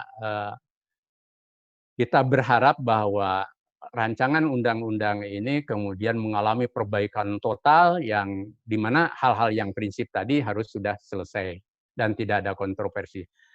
Kalau soal pasal-pasal itu dalam setiap rancangan undang-undang kan selalu ada masalah juga. Yang kedua, Pak Agus, yang juga sering tidak kita pahami ini membaca realitas dari hilir dan hulu. Kita ini sukanya hanya dari hilir, sering tidak dari hulunya. Coba nanti, kalau tidak salah kan di Garut ada sekolah tinggi ya? Ada sekolah tinggi, PDM bersama sekolah tinggi, nanti ditambah UMTAS, tambah UMB, ditambah Sukabumi, ditambah Cirebon. Kumpulkan juga para ahli. Proses liberalisasi politik, ekonomi, dan bahkan budaya sekarang ini terjadi sejak kapan? Satu di antaranya karena amandemen UUD 45. Pasal 33 aja kan berubah. Kemudian dulu ada Presiden Indonesia asli dihapus. Kemudian pasal tentang hak asasi, wah panjang sekali, banyak sekali. Bahkan tidak ada negara yang paling bebas hak asasinya mungkin dalam amandemen UUD 45. Siapa yang merumuskan? Ya semua yang ada di MPR semuanya itu harus tanggung jawab. Nah kita lihat kok sekarang serba liberal, lupa dulu proses perubahan dari sini. Nah ini juga menjadi pembelajaran gitu ya. Nah, ada sisi lain memang ya, setelah reformasi ini kan hampir kira-kira 10 tahun lah lebih lah, Pancasila nggak disebut-sebut. Karena memang zaman Orde Baru, Pancasila selalu disebut tiap hari tapi disalahgunakan kan gitu. Lalu ada kecemasan, nah gitu kira-kira. Maka lahir BPIP dan lain sebagainya. Nah, poin penting kita adalah dulu zaman Orde Baru, Orde Lama ada 7 Hajimat Revolusi. Ada pembangunan semesta berencana. Kemudian di zaman Orde Baru ada pembangunan jangka panjang 5 tahun. Ada BP7. Ada apa lagi? Ada P4. Nah, sekarang kayak reproduksi dari 2 periode itu. Secara normatif sebenarnya bagus-bagus saja. Tinggal substansinya nanti. Karena itu kita tidak perlu jadi heboh seluruh ini. Yang penting ada proses negosiasi satu sama lain yang mengarah pada proses itu. Tetapi juga DPR ya kita harapkan harus membuka telinga selebar-lebarnya dan membuka hati untuk aspirasi rakyat agar bahwa proses legislasi ini juga seperti yang saya sampaikan untuk terbuka pada perbaikan dan lain sebagainya. Jadi di situ proporsi kita. Tapi jangan mengurangi terlalu jauh dan jangan menambah terlalu banyak juga supaya khairul umur awsatuha. PP Muhammadiyah juga akan tetap menakar semuanya dalam konteks misi, visi dan gerak serta kepribadian dan kita. Jadi ini semua tapi ala kulli hal bahwa kita berbangsa bernegara memang tidak bisa sekali jadi. Di tubuh umat Islam juga sama. Saya pikir di Jawa Barat juga sama ya, bagaimana relasi-relasi berbangsa di tingkat provinsi aja kan dinamikanya luar biasa. Iya, apalagi tadi dengan penduduk yang cukup besar di Jawa Barat. Di situ jam-jam jawaban saya untuk Pak Agus. Terima kasih Pak Haidar. Bapak-bapak, sekarang waktu sudah menunjukkan jam 17:15, sementara adzan maghrib di Jogja 17:30 kalau tidak salah. Oleh karena itu barangkali untuk dialog cukup dengan satu penanya dari Pak Agus atau satu orang saja yang dari Pak Agus. Mohon perlu kami sampaikan dalam kesempatan ini ucapan terima kasih untuk Prof. Haidar. Ternyata ini ada beberapa yang menyampaikan kepada kami, Pak Haidar, ternyata mereka juga ada yang menyimak sambil di perjalanan. Jadi enaknya di Zoom ini bisa menyimak di perjalanan. Kan kalau tidak menyelenggarakan tapi memang ada plus minus diselenggarakan ini. Juga ada juga yang semacam di PCM Cilawu. Mereka menyaksikan karena di kantor desa, di balai desa, semuanya kumpul di situ. Walaupun kita ingatkan, mohon dijaga itu protokol kesehatannya, kan gitu. Itu juga ada yang menyampaikan ucapan terima kasih, terutama dari kampus-kampus, ada UM Bandung, UNTAS, UMC, UMI, IBM, Stikes Ciamis, Stikes Kuningan, STKIP Kuningan, STKIP Bogor, Staida Garut, dan Stikes Muhammadiyah Cirebon. Itu menyampaikan selamat Idul Fitri, taqabbalallahu minna wa minkum. Ini. Bapak-bapak dan ibu-ibu yang dirahmati Allah Subhanahu wa taala, sekali lagi kami ucapkan terima kasih kepada bapak-bapak terutama kesepuhan. Ternyata alhamdulillah karena memang ini juga barangkali keistimewaan kita melalui Zoom ini, walaupun Pak Kiai Haji Sajidin tidak bisa hadir ke PWM, ternyata melalui Zoom bisa hadir. Alhamdulillah kita jam-jam ya, Pak. Mungkin apalagi dengan berkembangnya relasi digital ini ya lewat online, tolong nanti segenap warga Muhammadiyah biarpun jauh mungkin harus sering rajin buka webnya Muhammadiyah, kemudian web Suara Muhammadiyah, juga ada Tarjih gitu ya. Nah, insya Allah juga ini SM cetak juga akan terbit lagi setelah libur gitu beberapa bulan ini. Sehingga apa yang saya sampaikan itu juga nanti nyambung di empat media itu. Mungkin itu perlu menjadi perhatian juga. Ya, baik, terima kasih Pak Haidar. Bapak-bapak dan ibu-ibu, sekali lagi kami ucapkan terima kasih. Ada banyak menginspirasi kita yang disampaikan oleh Pak Haidar tadi, yang memotivasi kita. Bahkan ini mudah-mudahan kita bisa melakukan banyak inovasi dan kreasi untuk mengembangkan perserikatan kita ini. Sekali lagi terutama kepada kesepuhan Pak Ahlan, Pak Yet, yang sampai terakhir terus mengikuti, dan saya merasa perasaan pada sore hari ini sangat luar biasa, begitu kehadiran kesepuhan-kesepuhan kita ini. Pak Hidayat Salim juga dari Garut, Pak Haidar. Oh ya, salam Pak Hidayat, iya, iya, Pak Yet, Sadayana. Mohon. Ya, sekali lagi mudah-mudahan Pak Haidar senantiasa diberikan kesehatan, kesuksesan, serta keberkahan dalam memimpin perserikatan. Dan mudah-mudahan juga kehadiran Pak Haidar di perserikatan pun bisa memajukan Indonesia dan mencerahkan semesta. Bapak-bapak dan ibu-ibu, barangkali itu saja dalam kesempatan ini. Insya Allah pada hari Ahad kita akan mengikuti kegiatan yang diselenggarakan oleh PP Muhammadiyah, yakni pengajian silaturahmi keluarga besar Muhammadiyah tingkat pusat, yang diutamakan di mana yang harus hadir adalah anggota Muktamar Muhammadiyah ke-48. Sepertinya ini mungkin Teskis mencoba-coba, andaikan terjadi sesuatu nanti, sehingga kita bisa melakukan muktamar melalui online ini mungkin barangkali, sehingga ada semacam tadi himbauan, undangan kepada kita semuanya. Mohon maaf kepada pimpinan daerah Muhammadiyah se-Jawa Barat, mohon segera dilaporkan atau disampaikan di mana nomor-nomornya ataupun ya nomor handphonenya, di mana mereka bisa mengikuti dalam acara silaturahmi yang akan datang melalui Zoom juga, sehingga anggota Muktamar Muhammadiyah yang dari Jawa Barat itu kurang lebih sekitar 172 orang gitu. Minimal itu bisa hadir, dan barangkali bapak-bapak yang mau ikut juga insya Allah asal daftar dulu, kita bisa mengikuti silaturahmi itu. Barangkali itu ya Pak Haidar ya. Gitu. Mohon. Ya, barangkali itu saja yang dapat kami sampaikan dalam kesempatan ini. Sekali lagi terima kasih Pak Ketua Anggota Pimpinan Wilayah Jawa Barat hadir. Saya menyaksikan semuanya di sini. Ada Pak Dadang Syarifuddin, ada Pak Mahmud Syafi'i, ada Pak Rijal, ada Pak Dik-Dik, ada Pak Hetami. Malah Pak Hetami karena mungkin di Garut agak susah sinyal, akhirnya datang ke PWM, di PWM dibukanya. Alhamdulillah sangat luar biasa. Juga kepada para ketua majlis atau pimpinan majlis dan lembaga, pimpinan amal usaha, Direktur Rumah Sakit Muhammadiyah Bandung, Dr. Kausar dengan Dr. Ana, terima kasih atas kehadirannya, dan semuanya yang tidak bisa sebutkan satu persatu. Sekali lagi kepada seluruh warga Muhammadiyah, kita mendapatkan suntikan vitamin pada sore hari ini. Mari kita terus berkarya, mari kita terus bekerja, berjihad untuk mengembangkan perserikatan yang kita cintai ini.